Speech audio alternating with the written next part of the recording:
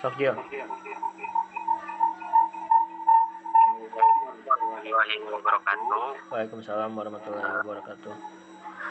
Ini kami akan mempresentasikan tentang analisis sistem manajemen pemasaran PT Coca-Cola Tasikmalaya.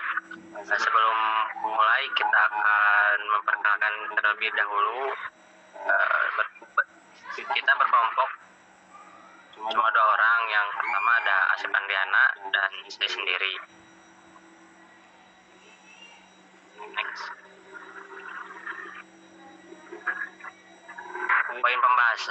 Dalam poin pembahasan ada inisiasi perencanaan, pemodelan proses bisnis, sistem dan teknologi saat ini, dan arsitektur data.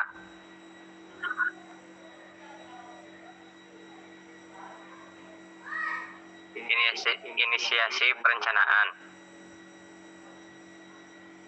Sejarah perusahaan. Coca-Cola pertama kali diperkenalkan pada tanggal 8 Mei 1886 oleh John Stight Pemberton, seorang ahli farmasi dari Atlanta, Georgia, Amerika Serikat. Dialah yang pertama kali mencampur sirup karamel yang kemudian dikenal sebagai Coca-Cola. Frank R. Robinson, sahabat sekaligus akuntan John, menyarankan nama Coca-Cola karena berpendapat bahwa huruf C akan tampak menonjol untuk periklanan. Chandler piawai dalam menciptakan perhatian konsumen dengan cara membuat berbagai macam benda cenderamata berlogo Coca-Cola. Gaya periklanan yang inovatif seperti desain, warna-warni untuk bus, lampu gantung hias dari kaca, serta serangkaian cenderamata seperti kipas, tanggalan, dan jam dipakai untuk memancarkan nama Coca-Cola dan mendorong penjualan. Perusahaan ini memproduksi konsentrat yang kemudian dijual ke pabrik Coca-Cola berlisensi di seluruh dunia. Pabrik tersebut kemudian menjual, mendistribusikan, dan memasarkan Coca-Cola ke toko-toko eceran dan mesin penjajah. Coca-Cola Enterprise adalah contoh pabrik Coca-Cola yang merupakan pabrik Coca-Cola terbesar di Indonesia Utara dan Eropa Barat. Visi misi perusahaan. Visi: menjadi perusahaan produsen minuman terbaik di Asia Tenggara. Misi: memberikan kesegaran pada pelanggan dan konsumen dengan rasa bangga dan semangat sepanjang hari setiap hari. 2. Untuk menyegarkan dunia. 3. Untuk menginspirasi momen penuh optimisme dan kebahagiaan. 4. Untuk menciptakan nilai dan membuat perbedaan. Visi dan misi teknologi informasi. Visi misi teknologi informasi adalah menyelenggarakan pengabdian kepada masyarakat bagi implementasi hasil riset untuk kemaslahatan masyarakat, kembali mengembangkan dan menerapkan nilai-nilai kearifan lokal, menjalin kerjasama yang strategis, sinergis, dan berkelanjutan baik tingkat lokal, nasional maupun internasional. Pemodelan bisnis. Dapat dilihat pemodelan struktur organisasi tersebut. Di atas ada manajer dan ke bawah ada marketing director, finance director, technical director, operator director, dan HRD director. Di bawah marketing director ada marketing manager dan seterusnya.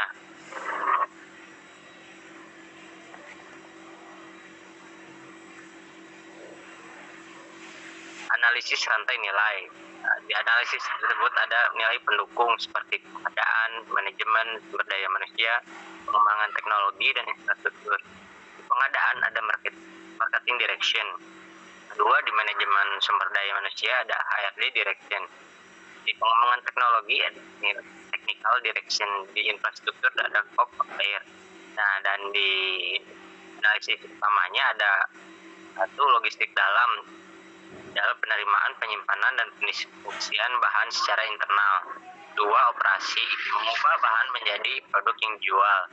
3. Logistik luar, kegiatan memberikan produk atau layanan kepada pelanggan. 4. Pemasaran dan penjualan. Di bagian utama ini proses menarik pelanggan. Dan di pelayanan ada mempertahankan nilai produk atau layanan. Deskripsi dari setiap aktivitas utama dan pendukung. A. Aktivitas utama logistik dapat dideskripsikan sebagai semua proses yang berkaitan dengan penerimaan, penyimpanan, dan pendistribusian bahan secara internal.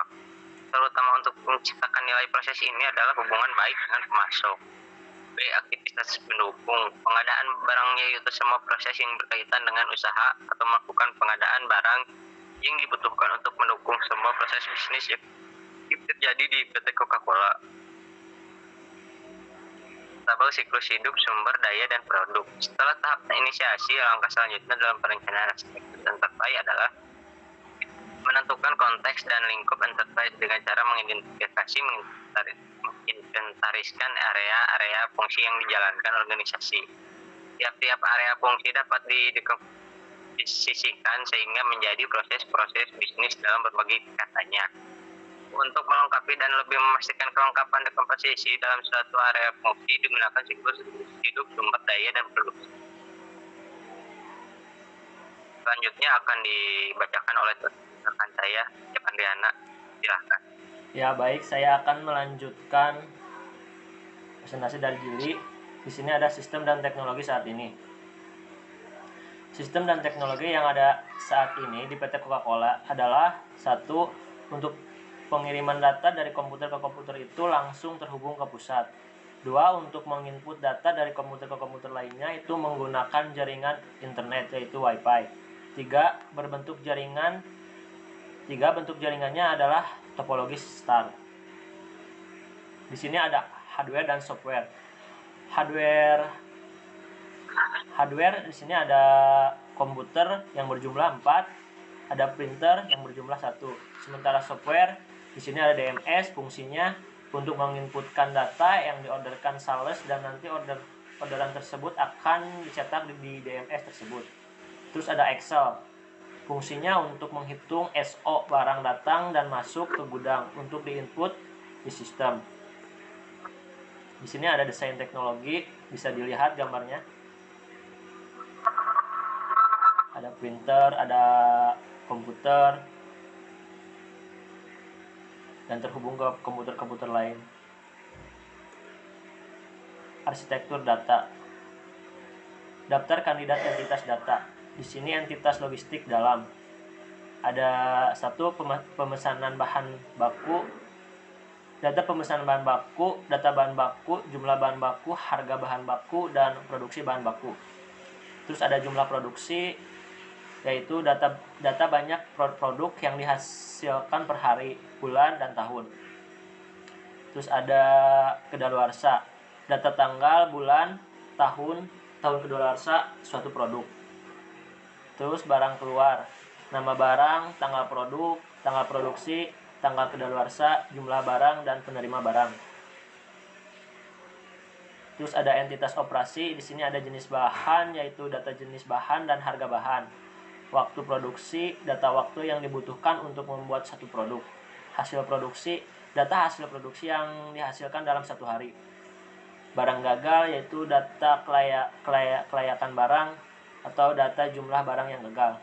Barang jadi, data jumlah barang lulus produksi. Terus entitas logistik luar. Barang masuk, data barang dan harga barang. Stok barang, data barang yang masih ada dan barang yang sudah habis. Hasil produksi, yaitu kualitas hasil produksi. Persediaan barang, mengecek barang dan bahan-bahan yang akan diproduksi. Barang keluar, jumlah barang yang keluar. Penjualan, data penjualan, kualitas barang yang akan dijual, harga barang, banyaknya barang yang akan dijual perharinya. Pemesanan, data barang yang akan dikirim ke seluruh toko. Pelanggan memilih barang yang bagus dan layak untuk dibeli. Barang retur, kualitas barang dan kelayakan barang untuk dikonsumsi. Ada entitas pemasaran dan penjualan. Nama entitas, data barang produksi, pemilihan barang yang baik untuk produksi. Yang kedua, pelanggan memilih barang yang bagus dan layak untuk dibeli. Yang ketiga, barang terjual, data barang yang terjual, banyaknya barang yang terjual dan yang masih tersisa. Yang keempat, barang retur, kualitas barang dan kelayakan barang untuk dikonsumsi. Barang keluar, jumlah barang yang keluar. Pemesanan barang, jumlah barang yang dipesan oleh pemesan. Arsitektur teknologi. Di sini ada analisis gap atau keseimbangan atau kesenjangan antara konsumen dan perusahaan. Di bisa dilihat dari konsumen, komunikasi dari mulut ke mulut, saran konsumen terhadap pelayanan dan kualitas barang, terus masuk ke persepsi konsumen terhadap pelayanan dan kualitas barang. Terus ada juga dari kebutuhan pribadi masuk ke saran konsumen terhadap pelayanan dan kualitas barang. Dari perusahaan ada persepsi perusahaan atas harapan konsumen, masuk ke cara pelayanan dan masuk ke komunikasi perusahaan dengan konsumen, dan bersangkut paut dengan persepsi konsumen terhadap pelayanan dan kualitas barang juga dari komunikasi perusahaan dengan konsumen masuk ke saran konsumen terhadap pelayanan dan kualitas barang. Rencana implementasi. Di sini ada portofolio aplikasi strategis, yaitu aplikasi manajemen produksi. Ada juga aplikasi berpotensi tinggi PLC atau Programmable Logic Controller, suatu mikroprosesor yang digunakan untuk otomatisasi proses industri. Ada juga aplikasi operasional kunci, yaitu aplikasi pengelolaan bahan baku. Juga aplikasi pendukung, yaitu aplikasi sumber daya. Terima kasih, mungkin sudah cukup. Mungkin cukup sekian presentasi dari kami. Maaf bila banyak kekurangan. Assalamualaikum warahmatullahi wabarakatuh. Waalaikumsalam warahmatullahi wabarakatuh.